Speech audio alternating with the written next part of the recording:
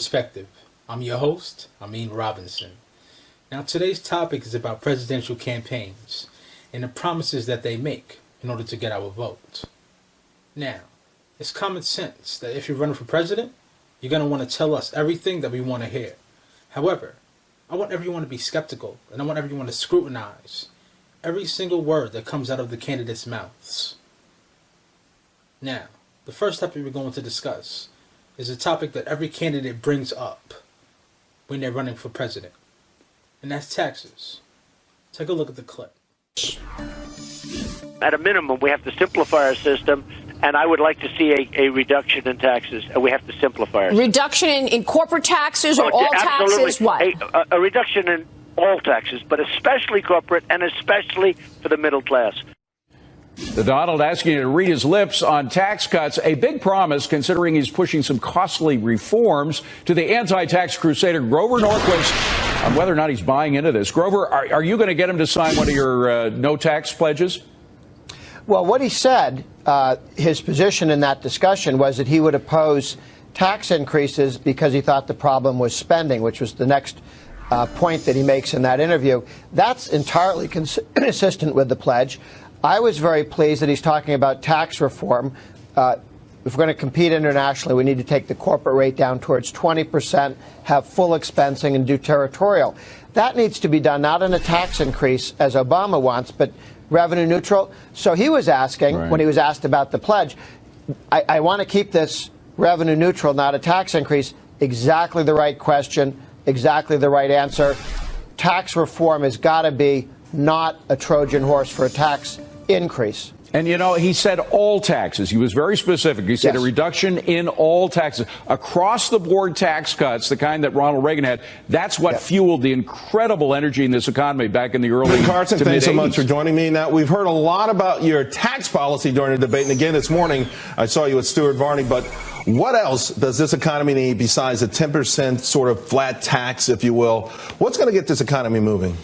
Well, it's very stagnant, as you know, and it's been going on for a little while. You know, our economy grew at a rate of 3.3% from 1850 until 2000. From 2001 to 2014, a rate of 1.8%.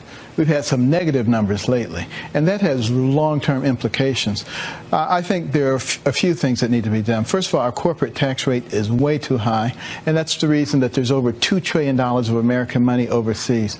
I would advocate a tax holiday to allow that money to be repatriated. 10% of it has to be used for job creation for people who are on welfare and unemployed. Now, the president has a significant amount of power in conjunction with Congress to utilize fiscal policy, and they also have the power to directly influence tax rates. However, cutting taxes is not always that simple. In order for taxes to be cut, the tax cut has to be budget neutral, especially if they are proposed outside of the annual budget resolution process. Therefore, even though the tax cuts may sound very good, if they fall outside of the annual budget resolution process and they aren't budget neutral, it will not happen when that president takes office. So you have to be aware of that. Also, a next topic, job creation. Every president promises to create jobs. Take a look at the clip. The greatest jobs president that God ever created. I tell you that.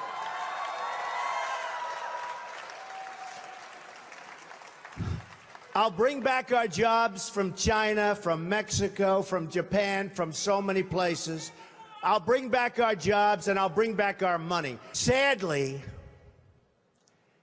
the American dream is dead. Bring it back. But if I get elected president, I will bring it back. Bigger and better and stronger. That sounds good, right? Of course, it sounds very appealing. But that's what presidential candidates are supposed to do. They're supposed to sell. However, looking at this critically, presidents can only affect employment in two ways. Number one, directly by employing people in government jobs. And number two, indirectly by creating projects and funding projects such as infrastructure construction projects, where they'll create a program that'll give people work in order to create something for the city, such as the building or a bridge. Other than that, the president cannot create jobs in the private sector. So as long as you understand that, and you understand the context from which the presidents are coming from and speaking to you with, your expectations should be better. Let me know what you think, and subscribe.